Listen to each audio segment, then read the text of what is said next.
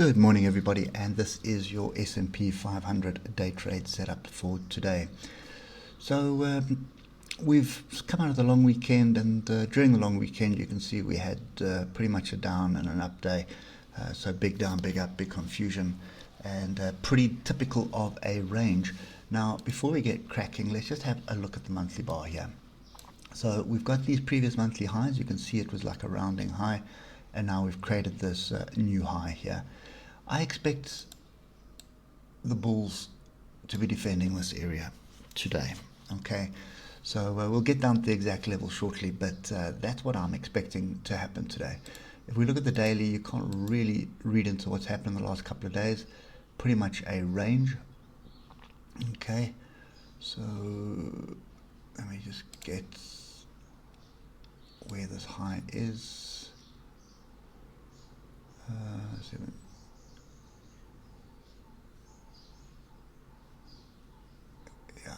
Pretty much going to be there. Okay, so this is more than likely the area that you expect to be defended. We are a little bit ahead of it at the moment. Okay, we'll get some structure now on the lower time frames, but at the moment, we've made a new high. That's higher than that. So long as we stay above this 35.47, we should be looking for a move to the upside. Okay, so we are quite far from that, so that's a bit I suppose a bit ambiguous, but at the moment we are sideways. I think there it is there. We are in a range. Okay, there's our sideways range. If we break this range to downsides, in other words, we break 36.17, we'll probably come and pick up a 35.94. If we break 35.94, we'll definitely come and pick up 35.50. Okay, so that's kind of the structure at the moment. If we look at what's going on now, we are on the 33 moving average at the moment. There is a lot of support to the left in this area if you look at all these tails here. So I would expect buyers to be stepping in here. And basically it's going to be high frequency trading at the moment. So I wouldn't want to be involved in this. Volumes are going to be low. It's computers that are trying to drive the market up and down between smaller levels. So for me, these are the two main levels I'm looking to watch. Okay, and this one here I can actually just fine tune, bring it to there. So we did gap up above it this morning and then immediately rejected. So this level here, which is 36.43, is the area I'm looking for a breakout, and stop area is going to be 36.17. Break below 36.17, then I'm looking to pick up a trade further down, and there is a little bit of a gap down here as well.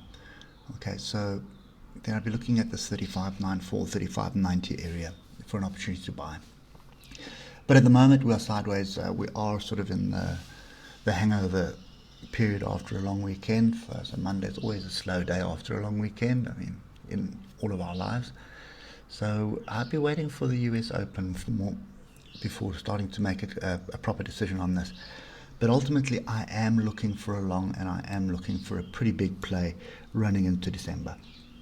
Okay, so at the moment 3,700 and 3,800 are my next targets right now. So I'm looking for the structure, and I'm looking for opportunities to buy into that, and it's going to be a buy and hold strategy for those target areas.